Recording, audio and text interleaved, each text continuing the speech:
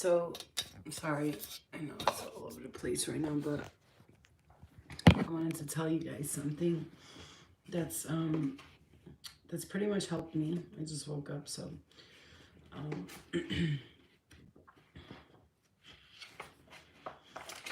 something that I learned here in this book that I feel like will really help you guys as well. Okay.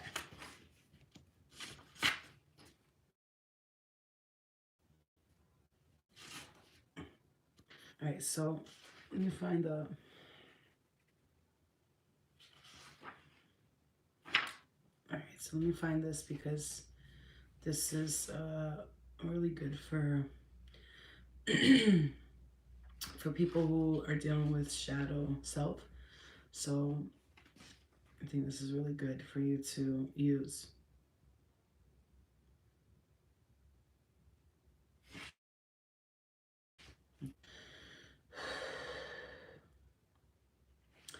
All right, so here we go.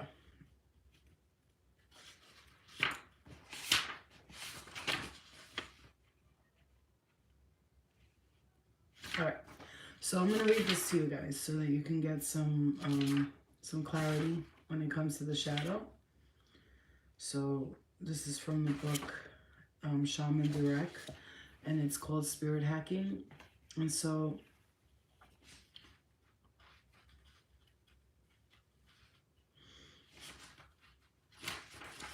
okay, so and this is about your shadow self, and it says here responding with love. To respond with love means to listen and embrace. It does not mean to judge or to figure out whether the emotion or energy deserves our embrace, or it just means to be fully present within a field of unconditional love and acceptance. Be sure to set yourself up in a safe, private spot while doing this spirit hack. Okay? This is important here. So for those of you who are experiencing, let me just get up so you guys can see me and I don't go weird laying down like that. All right, so it's important to express yourself with your shadow self, because a lot of us do deal with the shadow self, right? This is where we like keep doing that shadow dance where we go back and forth, and we have dark feelings, emotions, thoughts, and we can't understand why they keep coming to us and why we keep having these thoughts and these emotions. It's like we try to figure out like where is this coming from, you know? So again, it says to respond with love and listen and embrace. And then these are the steps that he says to take. Be sure to set yourself up in a safe, private spot while doing this spirit hack. You can do it when you're feeling acute emotional upset, like if you just had a fight with someone or messed up at work. You also want to do this with emotional upsets that happened in the past, but that still trigger you. You are also going to want to have a bowl of water and to be ready, as well as a journal and a pen. So the steps are to call up a belief or situation that upsets you and emotionally. So if you're doing this, he says to have a bowl of water and a pen and a paper. So excuse me, I'm giving you the steps. So if you want to do this later on, you can. So you call up a belief or a situation. A belief meaning anything you believe that sets you back and stops you from moving forward. So you call up a belief or a situation that upsets you emotionally. You allow that emotional upset to arise inside of you. So bring up that emotional upset and allow yourself to feel it. So for instance, for me, if something's bothering me in my home personal life, I want to keep bringing it up right now in this moment and let it come forth so that I can approach the situation with like, it could be fully approached, okay? So call up the belief or situation that upsets you emotionally and allow that emotion to come up inside of you and allow yourself to feel it. Say, I am here with you and I am here to support you. Take a deep breath and then say, I see that you are upset and I understand why you are upset. Take a deep breath and then say, I invite wisdom into the situation so that I can see it more clearly. Wisdom is energy. When we call upon wisdom, it comes to us immediately. Avail yourself of the wisdom you are calling in. Take a deep breath and say, I accept the wisdom into this situation. Place your left hand over your belly button and place your right hand over your heart. Take a deep breath and say, I am now willing to see the situation through the lens of love. Remember, your navel is your place, your stomach. Your navel is your place of knowing and courage. This positioning allows you to magnetically connect to love and to perceive things through the love's lens. Take 3 deep breaths while still holding your right hand on your heart and your left hand on your belly button. Say, now I see it through the lens of love. This is what I see. And then you write down what you see. And then speak aloud the wisdom and the clarity that you see. After you've spoken aloud all that you see, say, now it's time for me to let go. Take the bowl of water and hold it up to your face. Say, I blow all of the energy around the situation into the water. So you're blowing all of the negativity into the water. Blow into the water. Take the bowl and then dump out the water, preferably in a garden or a plant somewhere outside. But if you're in an apartment, the sink is fine. Or the toilet bowl, so you can watch it flush down too. Then take your journal and write about your experience of this spirit hack. So when we talk about the shadow, a lot of us experience the shadow, right? The morning dance shadow is another thing that I like that he talks about that helped me. So it says, for starters, so it says spirit hack, the morning shadow dance. For starters, you want to check in with your shadow first thing in the morning to set yourself up to be as pop rocks as possible for the day ahead. So grab a pen and a piece of paper. Draw a line down the center of the page and write the question you want to ask the shadow on the left side of the page. You want to ask the shadow questions like, shadow, what can I do to raise my frequency? You're welcome. You're welcome, because I saw your comment. That's what's making me post this. It says, in the morning, take a pen and a paper. Hi, Gina. And then on the pen and the paper on the left side, you want to say, shadow, what can I do to raise my frequency? Right? How should I optimize? How should I prioritize my day, shadow? How can I optimize my productivity today? Shadow, how can I boost my energy today? Shadow, how can I optimize my health today? Shadow, how can I expand my joy today? How can I optimize my connection to other people today? Shadow, where shall I focus my energy and attention today? Shadow. You always address the shadow and all the energies by name. We do this in a way of acknowledging that we are engaging in the spirit realm is real. Also, to be respectful. Ask your shadow your questions out loud. Use AVK sensory perception. Write down your answers that the shadow gives you in the right column of your paper. So when you're gonna talk to the shadow, because remember, like I always say, like when I hear stuff like this, it's like shamans are saying, basically we're all working together here. So even if you have that shadow self, when we're talking about shadow self and the light self, the shadow self likes to point out what's wrong, what's bad. This is bad. You're doing this wrong. You're a bad person. You're horrible. Look what you're doing. You're lazy. You're not doing it right. So if the shadow is talking to you like that, yeah, it's negative emotions, but in a way you could sense that it's kind of helping you, because it's kind of helping you see the things that you're not doing that you should be doing. You know what I'm saying? AVK is,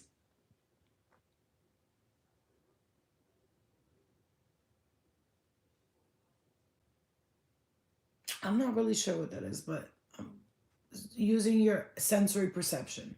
So AVK, maybe that's as very, no, I don't know.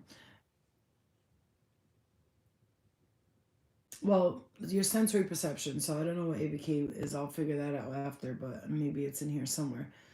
Yeah, so that's what I'm saying. So it says, when you feel the shadow talking negatively to you, ask the shadow, since you have so much to say, like, how can I help me fix it? Then you're sitting here telling me what's wrong, but if you're not like serving me, then you don't need to be here. So if you're gonna be telling me negative stuff, um how do I like help me? You know what I'm saying? Otherwise, like, stop telling me what's wrong with me. I already know that. I don't need you to point it out. So either you help me with it or get the fuck out of my face. You know, no disrespect, but seriously. So having a physical representation of your shadow's insight gives it a greater validity, which helps you strengthen your ability to communicate with your shadow. So instead of looking at the shadow as a negative thing, people are seeing it as like this bad thing. We're not your shadow self. That's yourself. That's your shadow self is there to teach you. You're not, you're not doing this right. You need to maybe work on this a little more. You're being lazy, or, you know, a lot of us struggle with this. Like, for instance, when I want to take a day to just relax, watch TV, and chill out, I'll always think like, am I being lazy right now, or am I just relaxing? And yeah, I know when I know I'm being lazy, I'm like, I know I'm being lazy. Leave me alone. You know what I mean? But when I'm like, I'm resting. I'm really just resting right now. I'm just laying down, thinking, doing a lot of this spiritual dance in my head back and forth. So I just want to relax today, maybe watch a movie, chill out, you know what I mean? But, I also know that I can't do that every day, because when I do, it just becomes like laziness, so I have to get myself up and going. Hi, Whitney. Hi, everybody. So, having a physical representation of your shadow's insight gives you a greater validity while helping you strengthen your ability to communicate with your shadow. Finish this spirit hack by saying, "Thank you, shadow. I love it." Use the insight your shadow gives you to design and organize your day. So, in addition to checking in with your shadow first thing in the morning, you want to touch base with your shadow as choices and decisions present themselves to you throughout the day and throughout your life. For instance, if you're invited to an event that you're not sure you really want to go to, ask your shadow.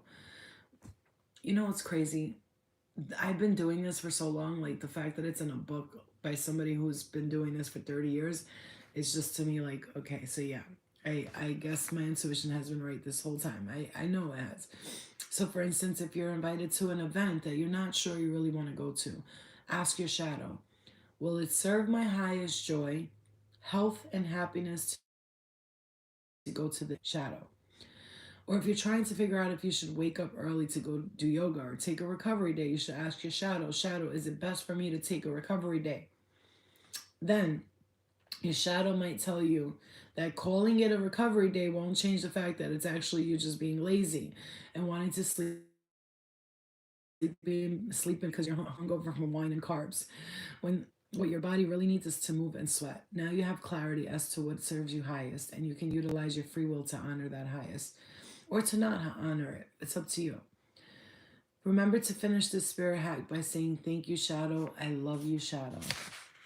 And then it says here, "Why the fuck do I keep doing this to myself?" The shadow dance.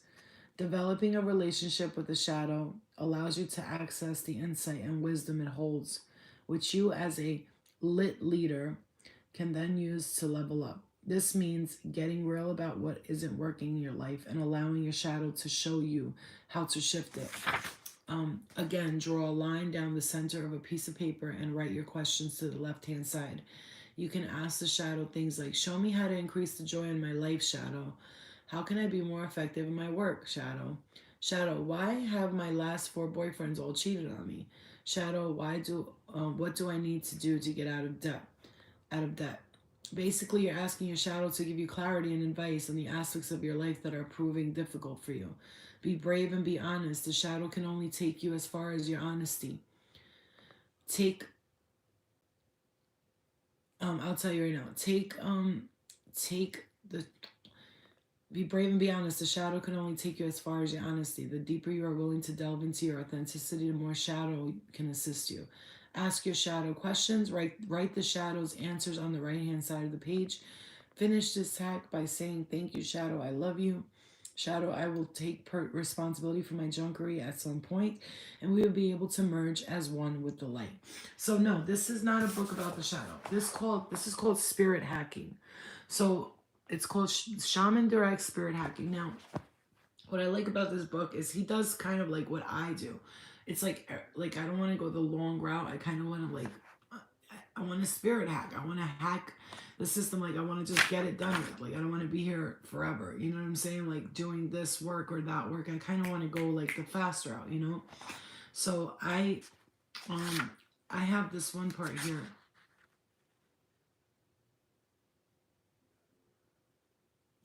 So if there's like, he teaches you about fears and how to get in. There's a lot of here, but there was one thing I just wanted to read to you guys, and I don't know where it is. Okay, here we go. Got it.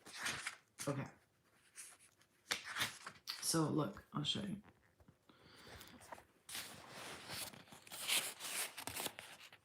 Good. Well, then that's what you ask them for, okay? Because if the shadow keeps getting in your way of that, if you feel it's like you feel like your shadow self. So, so I like this right here.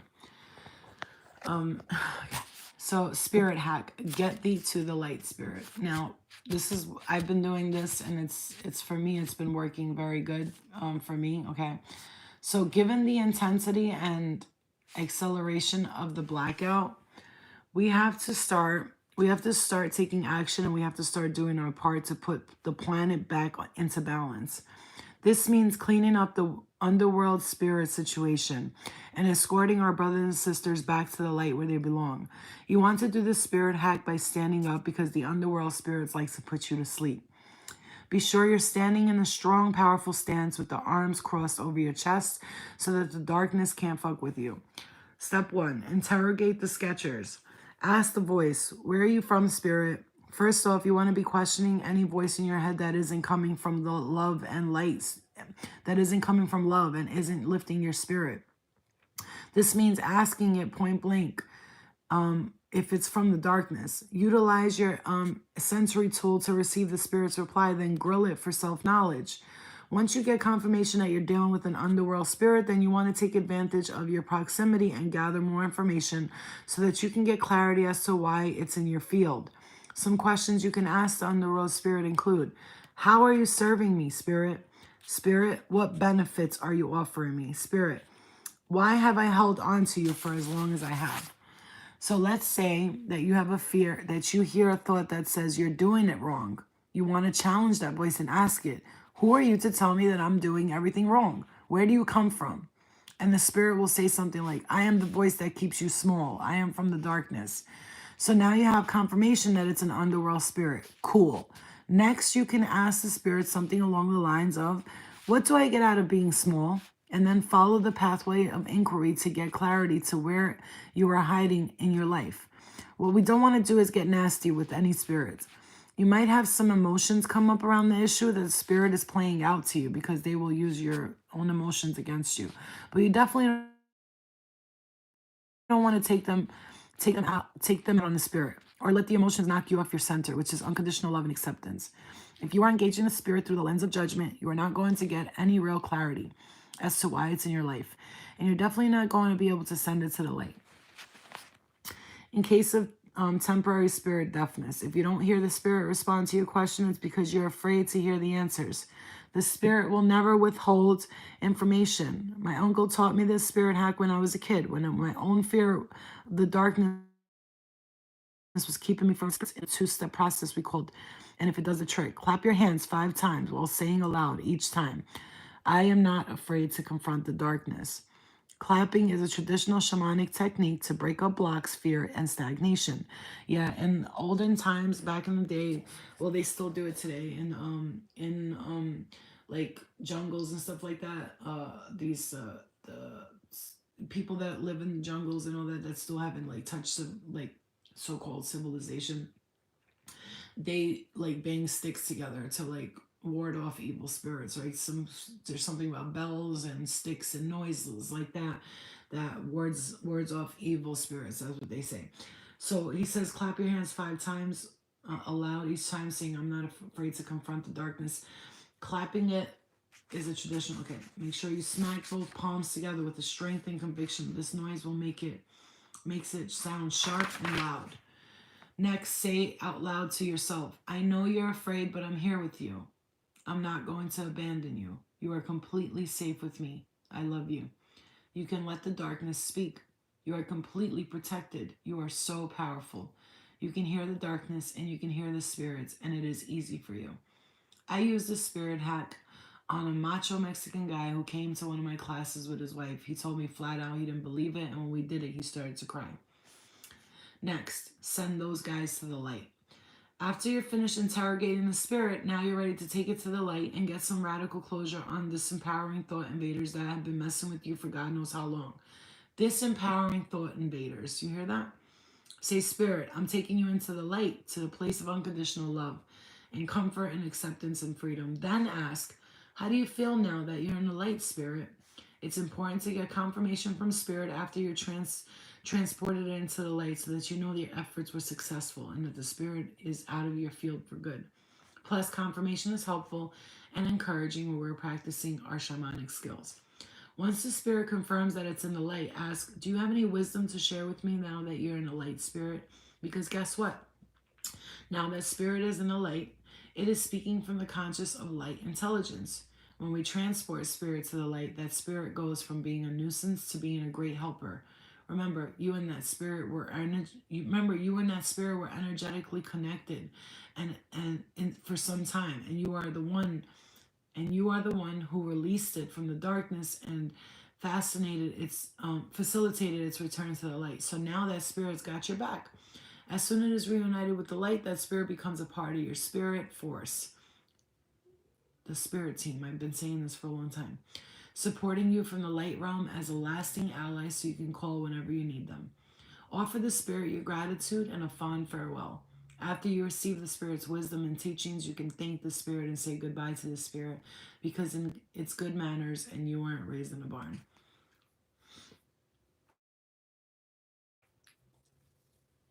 So, what I'm gonna say for that is for those of you who do experience negative dark thoughts.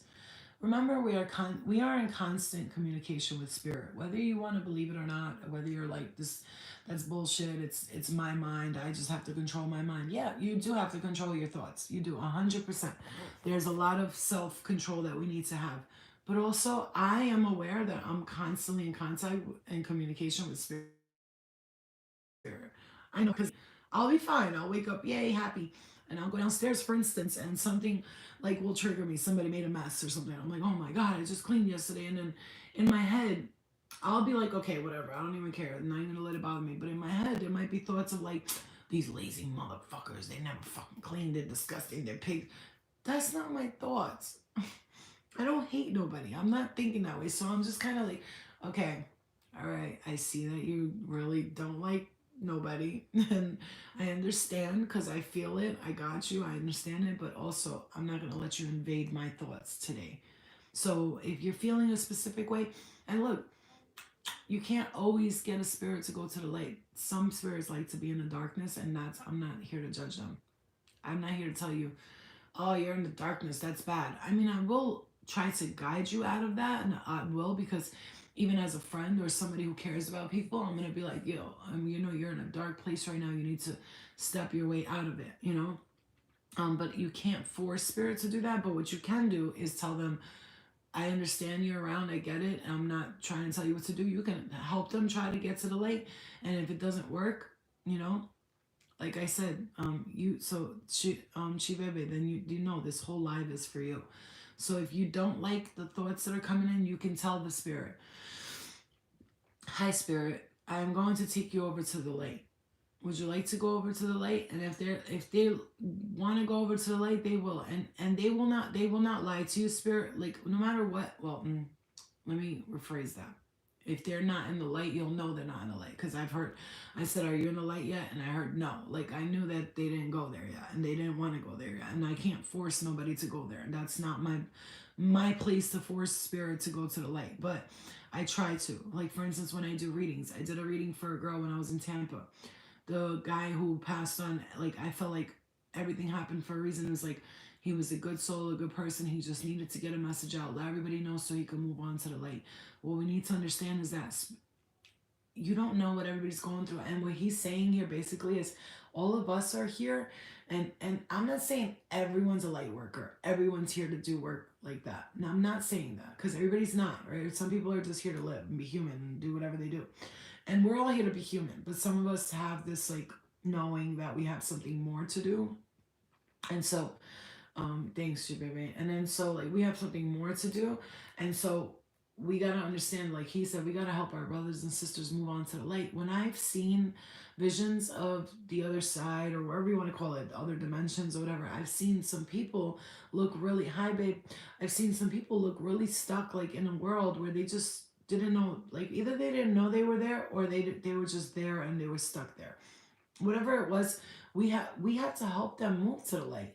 Because once you go to the spirit world and you're stuck in, I feel like you're stuck in that place of darkness or dark thinking or whatever, you're kind of stuck there unless somebody helps you. Now he's gone. She baby, all of the times you watch me and you listen to me, your dad is not gone. Nobody's gone. They're all over. Their energy, they're not gone. They're all around us. And that's why I don't get bothered by spirit no more, nothing like that. And when I do have dark thoughts and this, that, I understand. Listen, I got some darkness in me too, bitch. Like, there's some parts of me where I'm like, fuck you, motherfucker, I hate you. But I have to tell myself, love, love. No, patience. Think of love. Think of patience. Think of love. Everybody's got darkness and light within them. Everybody does. It depends on what we're trying to, achieve in this lifetime. And for me, it's always like the battle was always like, oh, left, right, but I'm always with love in my heart. No matter how angry or how upset something makes me, I really try to be very loving in my heart. I really do. There are times when I get real dark and I'm like, fuck this and fuck you, and I will curse out spirit and all that, and I'm like, oh, I shouldn't have done that. It's not nice, you know what I mean? It's not nice. Not that I'm like afraid they're gonna do anything to me, because they do. They have come into my dreams. They've threatened me in multiple ways. But guess what? I'm not scared of nobody, because guess what? I've been through shit that you listen. We've all have our own experiences. You might think your life is so sad and miserable, and it's their life is nothing compared to yours, but you don't know that, because everybody's experiencing their own journey, and so we're all experiencing different levels of pain, and that's just it. You can never judge my life is worse than theirs or my life is better than theirs, because everybody's going through their own experience. How can you say her pain is not validated, but yours is? That's crazy talk right there. So I cannot judge a dark spirit. I cannot judge negative energy. I cannot judge it, because I've been through shit too, and I know what it feels like. And you get stuck there and you keep repeating it in your mind, and you get stuck there. And that's why it's important to be like, look, I understand where you're at. I've been there before, but if you want, I could help you through this, because I've gone through it. So there's times when I like, lately, these past few days, I've really been feeling like, Flo, what is it that, you feel like holds you back? What do you feel like you, and I know what it is. It's simply when I get lonely, for instance. For instance, for me, when I get lonely, I tend to take it out and like rebel a little bit, like where I get like a little angry and frustrated, and because I'm not, oh, thank you, Pia, so much, thank you, my love, I get frustrated and angry, thank you, babe. I get frustrated and angry. Sometimes when I'm lonely, I'll take it out on myself. Like, I don't like to drink, I don't like to do anything else, right? But sometimes when I'm out, let's say for instance, I go to an event and I'm by myself, and I notice everybody's got their boyfriend or their friends. I'm literally always alone. Like, I don't have anybody to bring with me. I don't have friends that could come with me. I don't have a guy. I don't have a girl. I don't have a best friend. I don't have none of that. And I'm not trying to say, poor me. No, it's not. It's just the way. It's just the way it is. It's the way it's been, and that's okay. I'm all right with it. I understand. But sometimes when I don't face the fact that I'm lonely, this is the shadow self.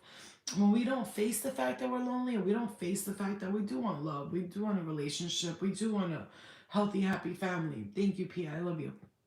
When we don't face our shadow, it basically comes back to haunt us, type of thing. So like it'll come back in ways where, like, for instance, I drank a little bit that night, and I drove home a little bit. I wasn't completely sober. I'm just gonna tell you, I was like a little bit on that Jack and Coke shit. You know what I'm saying?